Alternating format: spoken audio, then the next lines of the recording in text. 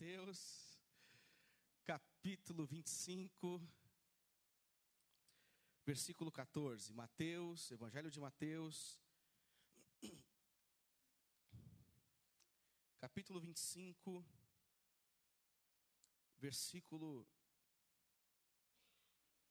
14. Diz assim: Pois será como um homem que ausentando-se do país, chamou os seus servos e lhes confiou os seus bens. E a um deu 5 talentos, a outro 2, e a outro 1, e a cada um segundo a sua própria capacidade, então partiu. O que recebera 5 talentos, saiu imediatamente a negociar com eles e ganhou outros 5. Do mesmo modo que recebera 2, ganhou outros 2.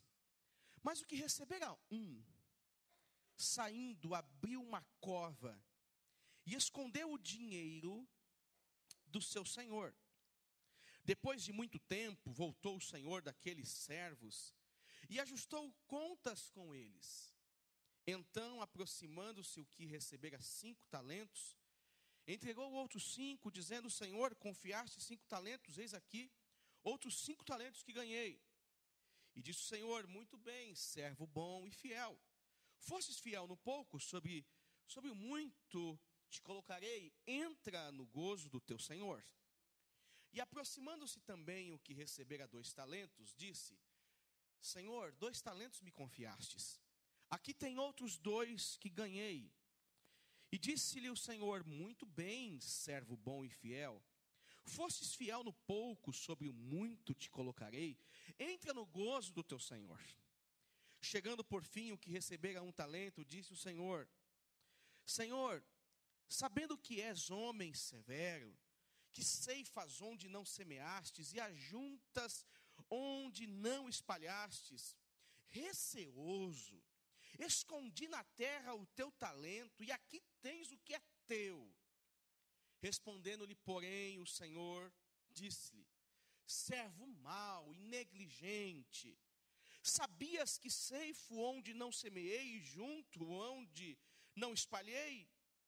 Cumpria, portanto, que entregasse o meu dinheiro aos banqueiros, e eu, ao voltar, receberia com juros o que é meu. Tirai-lhe, pois, o talento e dai-o ao que tem 10, porque a todo que tem se lhe dará, porque a todo que tem se lhe dará, e terá em abundância, mas o que não tem, até o que tem lhe será tirado. E o servo inútil, lançai-o para fora nas trevas, e ali haverá choro e ranger de dentes. Amém. Pai, em nome de Jesus eu oro mais uma vez e peço que o Senhor me ajude, Pai, a transmitir a sua palavra. Deus, diante de tantas dificuldades, diante de tantos problemas que nós vivemos, diante de tantas preocupações que surgem, ó Deus, ao longo da vida, desta semana, do dia a dia, estamos aqui para ouvir a sua palavra e precisamos dela, Senhor. Precisamos superar os nossos limites, as nossas dificuldades, precisamos superar a nossa incredulidade, a nossa falta de compreensão, Senhor. Precisamos superar a nós mesmos. Deus, precisamos superar aquilo que nos impede de nos aproximar de Ti, Senhor. E sabemos que na Tua palavra, se ela, ó Deus, penetrar no íntimo do nosso interior e nós permitirmos isto será possível, Pai. Espírito Santo, trabalha em nós nessa noite. Espírito Santo, trabalha em nossas vidas. Usa a minha vida, Senhor, por favor. Por misericórdia e graça. Usa-me nesta noite para retransmitir aquilo que o Senhor colocou no meu coração, Pai, em nome de Jesus. Fala com a tua igreja, para a tua glória, para louvor do teu santo e bendito nome. Assim te pedimos em nome de Jesus, amém. Meus irmãos, nós estamos no 3º domingo falando sobre discipulado. E como nós já iniciamos algumas pregações em alguns temas ao longo deste ano, eu inicio afirmando que a salvação dada ao homem é de graça. Sabemos que a manifestação de Jesus, a sua morte e ressurreição, ela traz sentido. Ela produz um verdadeiro sentido para a fé do homem. Sabemos que Jesus, que proporcionou esta salvação, a salvação aos homens, ele é o elo de ligação. Ele é aquele que liga o passado e o futuro. Jesus é aquele que ressignifica o presente, ampliando a vida e restaurando a esperança de todos aqueles que nele depositam a fé, as suas vidas, a sua crença. A salvação é de graça. E esta salvação, então, que foi entregue aos homens, pelo sacrifício vicário de Jesus, ela despertou em milhares de homens e mulheres o desejo de se tornarem discípulos e discípulas ao longo da história. É importante dizer que foi a convicção no Cristo e a ressignificação no sentido da vida que fez que muitos homens, muitas mulheres, optassem pelo sofrimento, optassem por perder as suas vidas, por tudo aquilo que representa o Evangelho. Muitos homens, diante do discurso de Jesus, se viram na necessidade de abandonar as suas redes, de abandonar as suas vidas, de abandonar o conforto de seus lares, de abandonar os seus projetos, os seus ideais, a fim de que em algum momento Jesus fosse glorificado com esta atitude de muita coragem. Os discípulos de Jesus, no livro de Mateus, capítulo 25, eles estão recebendo algumas instruções, que acredito que foram as finais de sua vida, algumas instruções que apontariam para algumas verdades. O capítulo de número 24, ele finaliza com uma parábola, que é a parábola dos servos bons e dos servos maus. E o capítulo 25 inicia com uma parábola, que é a parábola das 10 virgens, 5 loucas e 5 prudentes.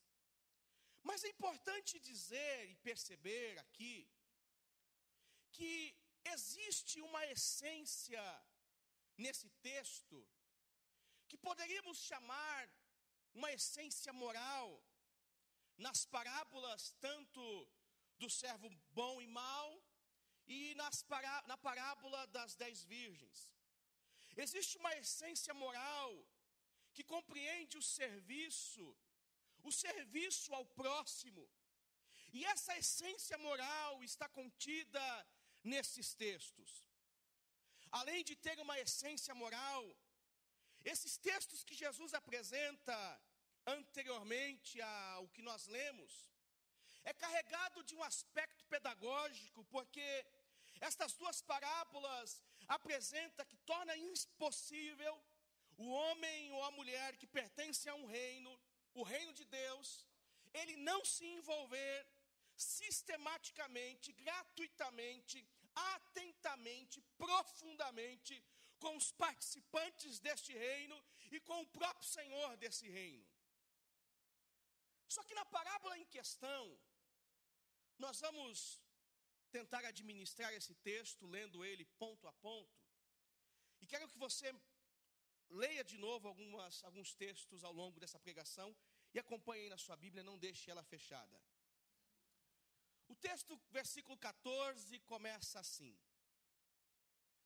pois será como um homem que, ausentando-se do país, chamou os seus servos e lhe confiou os seus bens. Veja que existe uma ligação com a parábola que está seguindo, que está vindo anteriormente, a parábola das 10 virgens. Esta conexão, nós vamos aprender e ver que o texto está colocando em cena aqui dois personagens. Um grupo que podemos chamar de servos, e um outro personagem que podemos chamar aqui do Senhor. Este homem, nesse personagem, nesta cena que Jesus vai desenhar, é um homem que sai para a viagem, que está a ponto de ir para uma grande viagem, para outro país. E diante desta situação, este Senhor, ele vai entender a necessidade de dividir responsabilidades.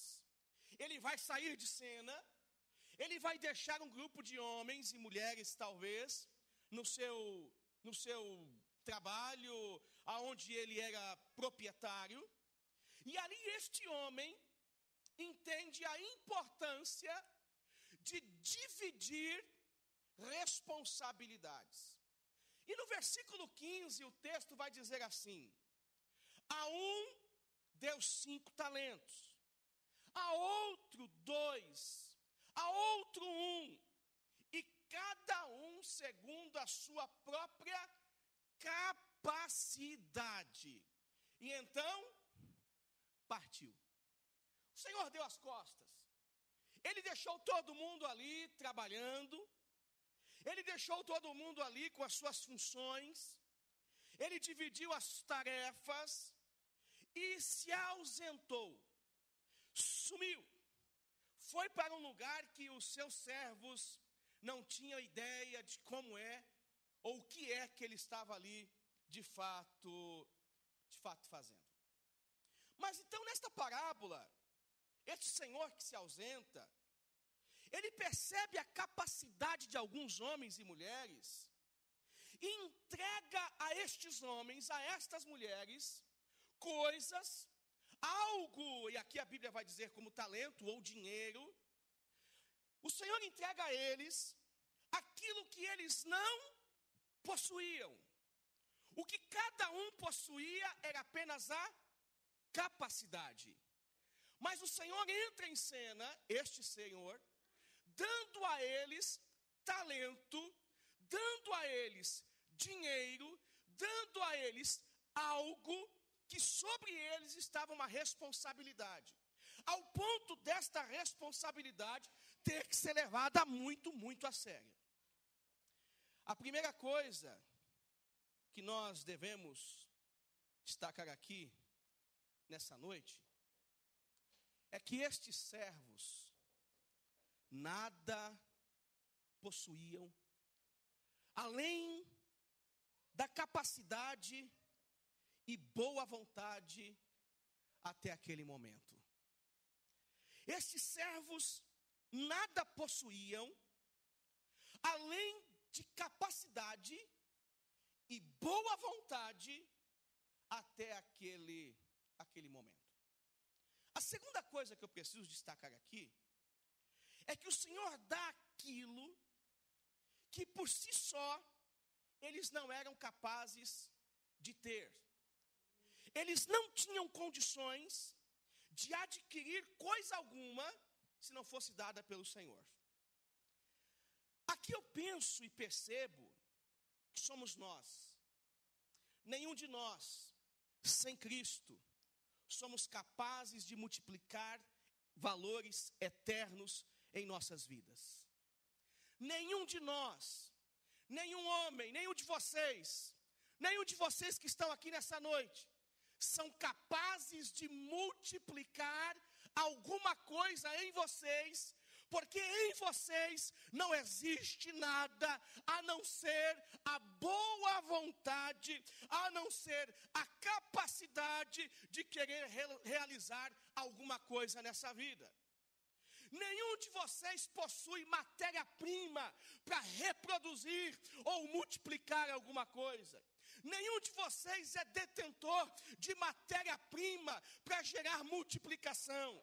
Esta é a mensagem que aqui eu posso identificar inicialmente, que este Senhor está apresentando para os seus servos e dizendo a eles: opa, preste atenção aí, vocês são servos meus, mas vocês não podem absolutamente nada sem mim. Eu disponibilizo a vocês condições de multiplicar os talentos, condições de multiplicar a matéria-prima, fazendo com que vocês lá na frente sejam abençoados em alguma coisa. É tão verdade isso, que nós não temos capacidade de absolutamente nada, que Paulo vai escrever aos Efésios, capítulo 2, no versículo 1, e lá ele vai dizer assim: Ele vos deu a vida, estando vós mortos nos vossos delitos e pecados, nos quais andastes outrora segundo o curso desse mundo, segundo o príncipe da potestade do ar, do espírito que agora atua nos filhos da desobediência, entre os quais também todos nós andávamos outrora, segundo as inclinações da nossa carne, fazendo a vontade da carne, dos pensamentos, e éramos por natureza filhos da ira, como também os demais. Mas Deus, sendo rico em misericórdia, por causa do grande amor com que nos amou, e estando nós mortos em nossos delitos, nos deu vida, juntamente com Cristo. Pela graça sois salvos, e juntamente com Ele nos ressuscitou, e nos fez assentar nos lugares celestiais em Cristo Jesus, para mostrar nos séculos vindouros a suprema riqueza da sua graça em bondade para conosco em Cristo Jesus. Em outras palavras, nós não temos absolutamente nada. E tudo que temos, só temos porque foi Ele que nos deu. Então nós temos apenas uma boa vontade, Renê, nós temos apenas uma capacitação que vem da nossa vida, capacitações naturais, mas nós não temos matéria-prima para poder reproduzir absolutamente nada. Na verdade, o que nós possuímos é crueldade, é maldade. O que nós possuímos é rancor, é ódio. O que nós possuímos são frutos que machucam, são coisas que destroem o próximo, as pessoas e as coisas que estão ao nosso redor. Isso nós possuímos. Mas valores eternos, por si só nós não temos. Valores eternos, por si só, nós não possuímos. E na cruz do Calvário, então, a nós foi dado a salvação e de graça. Nada possuímos. Só que, diante da morte, então, de Jesus na cruz, percebemos, então, que o Senhor, Ele se ausentou, e a nós, Ele nos dá uma vida, e uma vida em abundância. Em outras palavras, sem Cristo, somos apenas pessoas com muita boa vontade. Sem Cristo, somos homens e mulheres cheios de boa vontade. Mas continuando o texto, Jesus, no versículo 16 e 18 do Evangelho de Mateus, capítulo 25, ele vai dizer assim: o que recebera 5 talentos, saiu imediatamente a negociar com eles e ganhou outros 5. E do mesmo modo, o que recebera 2, ganhou outros 2. Mas o que recebera 1, saindo, abriu uma cova e escondeu o dinheiro do seu senhor. Gente, o que está em jogo aqui nesse momento, quando é distribuído talentos, quando é distribuído dinheiro, quando é distribuída a matéria-prima, na verdade, é uma única coisa: a fidelidade destes homens em cumprir cada um deles a sua parte no contrato que foi estabelecido com o seu Senhor. A única coisa que está em jogo aqui nesse texto, nesta parábola que Jesus está apresentando aos seus discípulos, é a fidelidade de cada um cumprir a sua parte no contrato que foi estabelecido nesta relação com o Senhor e os seus servos. Ou seja, o Senhor que está partindo em uma viagem, que não sabe o dia e nem a hora que há de voltar, ele estabelece um contrato com aqueles que se tornam os seus discípulos. Vocês vão ter abundantemente, vocês não têm nada, vocês têm vontade e capacidade. Eu entrego a vocês o que eu possuo, e isso eu dou a vocês em abundância. E as bases então desse contrato, veja bem, gente, são redigidas em cima de um único aspecto: fidelidade. Fidelidade. No entanto, que na continuação do texto, a gente vai ver o retorno desse Senhor, que ficou muito tempo longe. E aí ele volta para ajustar as contas e dizer: gente, voltei, e agora eu quero que vocês prestem contas daquilo que vocês fizeram com o que eu dei para vocês. Cada um de vocês prestem conta com aquilo que vocês fizeram, que eu dei para vocês. E aí o versículo 19 ao versículo 25, o texto diz novamente: depois de muito tempo, voltou o Senhor daqueles servos e ajustou as contas com ele. E então, aproximando-se o que recebera 5 talentos, entregou outros 5, dizendo: servo, Senhor, confiaste-me 5 talentos, eis aqui outros 5 talentos que ganhei. Disse o Senhor: muito bem, servo bom e fiel, foste fiel no pouco. Enfim, isso vai se repetir no versículo 22, no versículo 23 e no versículo 24. Chegando por fim o que recebera 1 talento, disse: Senhor, sabendo que és homem severo, que ceifas onde não semeastes e ajuntas onde não espalhastes, receoso eu escondi na terra o teu talento, e aqui tens o que é teu. Meus irmãos, os 2 primeiros homens foram fiéis ao contrato que foi estabelecido. E o que demonstra a fidelidade desses homens? O que demonstra o sucesso destes homens? É justamente a fidelidade em relação ao contrato que eles estabeleceram com o seu Senhor. Ou seja, o que eles receberam, eles multiplicaram. O que eles receberam, eles fizeram multiplicar, eles ampliaram, eles aumentaram, eles expandiram. E nessa história nós não temos como esperar outra coisa destes homens. Porque no momento que eles recebem algo do Senhor, o texto bíblico vai dizer que imediatamente eles saem do lugar onde eles estavam e eles vão trabalhar e multiplicar o que eles tinham em mãos.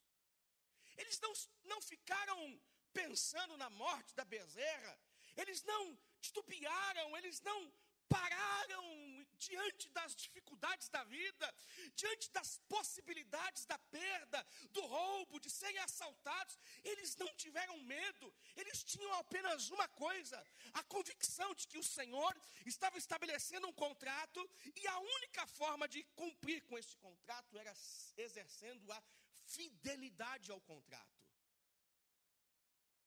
Enquanto o terceiro homem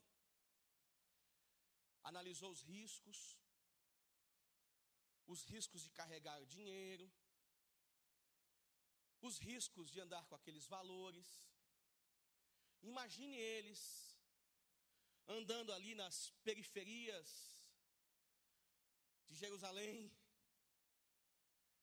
os batedores de carteira, os flanelinhas, ele encostando lá o jaguar dele, com ferradura novinha, e de repente vindo um assaltante dizendo, me dá o que você tem. Ele não tem dúvida. O que eu vou fazer? Ao invés de correr risco, eu vou guardar o que tenho. É mais fácil guardar o que tenho do que correr risco. É mais fácil preservar o que eu tenho do que correr risco. É mais fácil eu me ocultar, me fechar em uma redoma, estar em uma fortaleza criada por mim mesmo. É mais fácil estabelecer esta relação do que exatamente correr riscos. E aqui eu fico pensando que estes servos que foram fiéis à fidelidade estabelecida ali no contrato, e este outro homem que preferiu guardar o que tinha, que tipo de relação que estes dois grupos estabelecem com nós? Igreja do século 21. Que tipo de relação esses dois episódios, destes que foram e multiplicaram, e daquele que foi e guardou, que tipo de relação essa história estabelece com nós, com você, comigo, com a igreja do século 21? Me parece que essa história, essa parábola de Jesus, contada há tantos anos atrás, ela se repete mês a mês, ano a ano. E aí eu tenho que perguntar para você, você consegue identificar esses grupos, mas você se parece com qual grupo? Com aqueles que honram o contrato e multiplicam o que receberam? Ou com aqueles que guardam o que receberam com medo de correr o risco e sofrer algum dano na vida? Porque o que mais nós temos é medo de sofrer danos na vida. Óbvio que sim. Óbvio que sim. O que mais tememos, manhã após manhã, é sofrer danos e perdas. É ter prejuízos. Porque nenhum de nós aqui quer levantar no dia seguinte e contabilizar os feridos, o que se quebrou, o que ficou, o que restou. Nenhum de nós queremos isto. Todos nós aqui ansiamos pela vida perfeita. Todos nós aqui queremos construir a história perfeita. Todos nós aqui idealizamos a vida perfeita.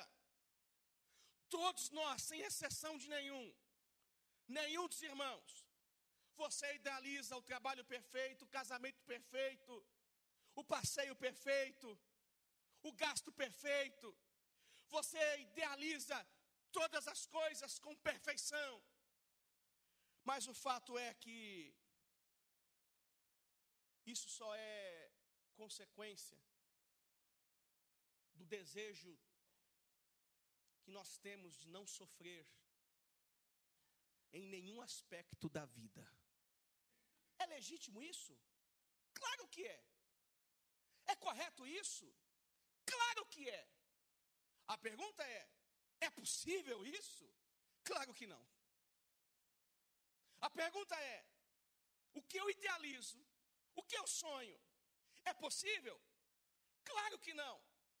É possível viver sem correr riscos? Claro que não. É possível levantar todos os dias pela manhã sem correr risco? Claro que não. A grande questão é o quanto nós vamos compreender do Evangelho em nossas vidas ao ponto de nós entendermos o contrato que foi estabelecido conosco quando nós aceitamos a proposta de vida que está contida na cruz do Calvário e falamos: Deus, o Senhor nos entregou algo valioso, nós tínhamos apenas capacidade e boa vontade, não possuíamos absolutamente nada, o Senhor foi para o Pai, o Senhor nos deixou, mas o Senhor deu a nós que te reconhecemos e nos tornamos filhos, algo para cuidar, para multiplicar, algo para fazer. Queremos honrar este contrato, Senhor. Senhor, isto é que é necessário nesta noite, nós entendermos a importância do contrato estabelecido conosco na cruz do Calvário. Não foi só uma simples morte, meus irmãos. Não foi só uma simples morte. Foi algo incrível. Foi algo incrível. Foi algo que se autossustenta. Foi algo que um simples símbolo retrata tantas coisas para nós. É um simples símbolo. Aquela cruz é um símbolo tão simples, mas que representa muito para nós. Aqui resume-se todas as coisas. Aqui está todas as coisas. O Senhor, Ele foi para o Pai. O Senhor desta parábola deixou seus servos, que agora eles têm que cumprir a sua parte no contrato. E é interessante que entre esses homens, aquele homem, o último servo da parábola, ele vai contar uma história para justificar a sua atitude de ter guardado aquilo que ele recebeu no chão, na terra. Este homem vai justificar a sua atitude, dizendo: Senhor, eu guardei esse dinheiro porque eu sabia que, em outras palavras, o Senhor é cruel.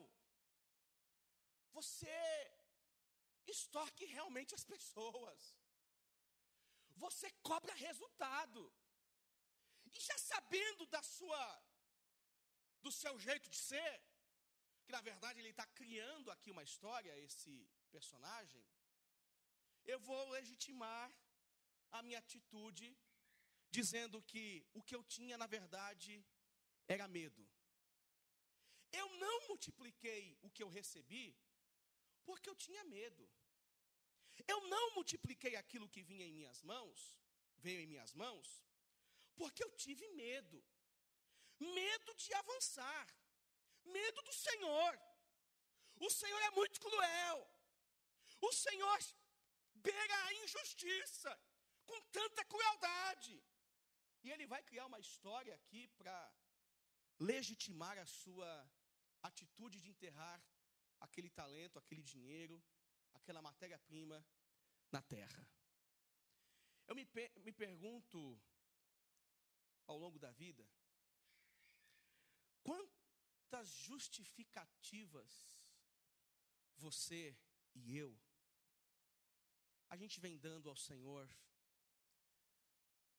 quantas coisas a gente vem justificando e tentando dizer: Deus, olha, a razão pela qual eu não faço é essa. E eu sei que o Senhor vai me entender. O Senhor é Deus. Eu sei que o Senhor vai compreender as minhas motivações. O Senhor é Deus. Por exemplo, talvez você diga assim: Senhor, eu recebi vida, eu entendi a cruz, eu não tinha nada. Mas eu não consigo trabalhar ou multiplicar o que eu tenho, que é vida, porque eu tenho um filho muito pequeno para criar. Quando ele crescer, Senhor, conta comigo. Vocês lembram dessa historinha? Aí o filho cresce. Senhor, eu continuo não tendo condições. E agora justifico a minha falta de condições, porque você sabe como que está a vida, né? A gente tem que ficar de olho do adolescente. E eu não posso deixar meu adolescente sozinho, meu filho adolescente sozinho. O que vai ser? Se eu não estiver do lado dele, as más influências vão estar, Senhor. Aí ele entra naquela fase de noivar e casar. Senhor, o Senhor sabe a correria que é do casamento, Senhor. É tão difícil casar uma pessoa. É tão difícil preparar algum ambiente. E tadinho, eles sofrem tanto, Senhor. Eu vou ajudá-los, né, Pai? Porque o Senhor sabe, é legítima a minha justificativa. Aí eles casam. Senhor, a gente sofreu tanto, eu e meu velho aqui. Agora a gente tem o direito de fazer da nossa casa um parquinho. Porque antes não dava. Tinha as crianças, eram 7 crianças aqui, ó. Quando a gente pensava em dar um beijinho, já tinha alguém entrando no meio. Agora a gente tem que desfrutar da vida, Senhor. Mas dá um tempo para nós, que logo, logo as coisas melhoram. E aí fica sabendo que alguém está grávida, ou grávida.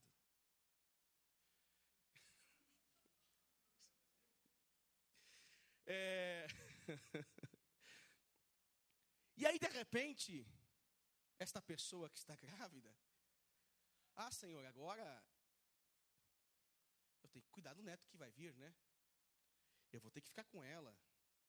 A mãe vai ter que passar lá 7 dias, 10 dias, 15 dias ao lado da filha que não sabe o que é dar de mamar, não sabe trocar, tem nojo do cocôzinho, sabe?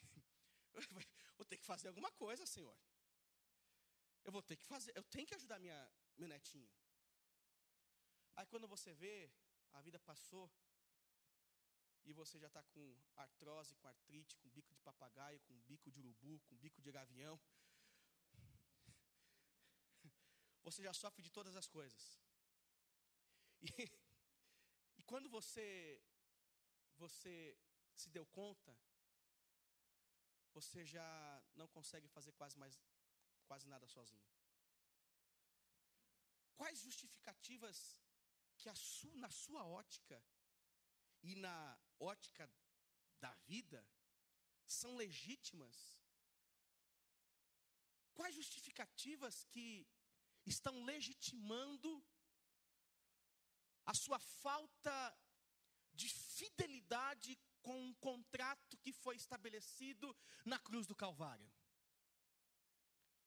Porque você não tinha nada, absolutamente nada. Aí vem o Senhor, Ele sobe, Ele vai viajar para outro país, e Ele te entrega algo. E nisto que Ele te entrega, Ele diz, temos um contrato. Quais são os seus medos que te impedem de viver o Evangelho? Quais são os seus medos que justificam as suas atitudes? Dentro dessa máxima que estou falando aqui nessa noite, penso eu que este homem não sabia o mal que estava fazendo para si mesmo e o mal que estava fazendo para quem estava perto dele. E o versículo 24 do capítulo 25 vai dizer assim: chegando por fim, o que recebera 1 talento disse, Senhor, sabendo que és homem severo, que ceifa onde não semeastes e ajunta onde não espalhastes, receoso escondi na terra o teu talento, e aqui tens o que é teu. E respondeu-lhe, porém o Senhor, servo mau e negligente, sabias que ceifo onde não semeei e ajunto onde não espalhei? Cumpria, portanto, que entregastes o meu dinheiro aos banqueiros, e eu, ao voltar, receberia com juros o que é meu. Ou seja, tínhamos um contrato, tínhamos conversado sobre isso. Aí vem a consequência. Tira-lhe, pois, o talento e dai-o ao que tem 10. Porque a todo que tem se lhe dará, e terá em abundância, mas ao que não tem, até o que tem lhe será tirado. E ao servo inútil, lançai-o para fora, nas trevas, e ali haverá choro e ranger de dentes. Eu percebo que com a falta de fidelidade neste contrato estabelecido com o Senhor, envolve vários aspectos. A falta de fidelidade é justamente a falta de importância que damos para tudo que representa o Senhor. A falta de fidelidade é justamente a ação que não temos quando deveríamos ter em relação à proclamação do Evangelho. Esse homem simplesmente resolve esconder, legitimar a sua atitude, achando que tudo estava certo, que tudo estava correto. O que você está fazendo da sua vida? O que você está fazendo da sua família? O que você está fazendo do seu casamento? O que você está fazendo lá no seu trabalho? O que você está fazendo lá na sua escola? O que você está fazendo lá no ambiente da internet? O que você está fazendo? Deixa eu te dizer algo muito sério. A tua atitude contrária às tuas convicções testemunham a tua infidelidade em relação ao contrato estabelecido na cruz do Calvário. O que você está fazendo? O que é que você está fazendo? O Senhor subiu aos céus e voltará mais tempo ou menos tempo. Qual serão as nossas desculpas? E aqui eu percebo algumas lições importantes que eu quero logo encerrar esta reflexão, esta pregação. Primeiro, a partir das convicções que temos, devemos ser fiéis ao contrato estabelecido com o Senhor. Nós precisamos parar de negligenciar o que Deus nos deu, que é a vida, por tão pouco. Precisamos parar de negligenciar o que Deus nos deu, que é a vida, por tão pouco às vezes. Percebe o quanto você reclama de muitas coisas? Percebe o quanto você reclama de muitas coisas? Você tem muito. Ah, pastor, você fala isso porque você é pastor, né? Se for igual lá o Valdomiro, tem fazenda, né? Não tem. Cidade de Deus, eu creio que eu vou para uma cidade que é de Deus.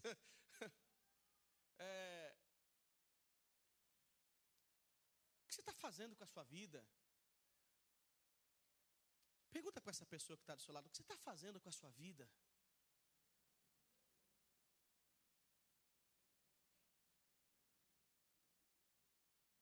O que você está fazendo com o seu futuro?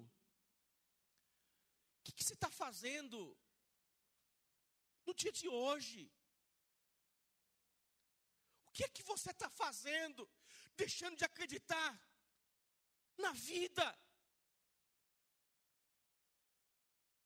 Pastor, eu não acredito em mais nada, eu não acredito em absolutamente nada, para mim pouco importa, qualquer coisa, estar aqui, na verdade eu estou, nem sei porque eu estou hoje aqui, pastor, nada importa. Veja bem, você vive. Veja bem, você vive. Veja bem, você respira. E veja bem, você tem o acesso ao Evangelho transformador de Jesus Cristo. Veja bem. Pastor, isso não é suficiente. Eu sei que não é suficiente. Não é suficiente porque você está escorado nas suas muletas de justificativas. E tudo que qualquer pessoa, qualquer um te diz ou fale, você diz, mas isso não é suficiente, porque é como eu estou. Isso não é suficiente, porque as minhas lágrimas são em decorrência disso. A partir das suas convicções, seja fiel ao contrato estabelecido com o seu Senhor. Segundo, entenda que ser fiel a este contrato, exercer a fidelidade, isto proporcionará resultados que produzirão muita alegria na sua vida. Ser fiel ao contrato do Senhor significa que esta fidelidade proporcionará resultados de muita alegria na sua vida. O Senhor dizia para os demais homens que cumpriram com a sua parte: ei, servos bons e fiéis, entrem no gozo da minha alegria. Eles estão dizendo assim: pega lá, nós não temos nada, o que eles tinham tinha que ser devolvido para o Senhor, multiplicado. E agora, por fim, o Senhor vai dizer para eles: olha, eu estou tão feliz com o que vocês fizeram, vamos fazer o seguinte, a minha alegria deve ser sentida por vocês também. Então entre aqui no meu ambiente de alegria e desfrutem também desta alegria, por causa da fidelidade que vocês tiveram comigo até a minha volta. Como discípulo de Jesus, eu preciso honrar aquilo que o Senhor me deu. Está sobre você o talento de multiplicar e expandir a mensagem do reino de Deus, as boas novas do Evangelho de Jesus. A grande questão é: até onde eu vou com desculpas na minha vida? Até onde você vai com desculpas na sua vida? De repente Deus te trouxe aqui nessa noite, meu irmão, minha irmã, justamente para dizer isso para você. O que você está fazendo da sua vida? O que você está fazendo da sua vida? Você está honrando com a sua parte, sendo fiel? Ou você está se justificando, escondendo o que você tem, não dividindo o que você tem, porque a sua vida é muito preciosa aos seus olhos? Porque a sua vida é muito preciosa aos seus olhos.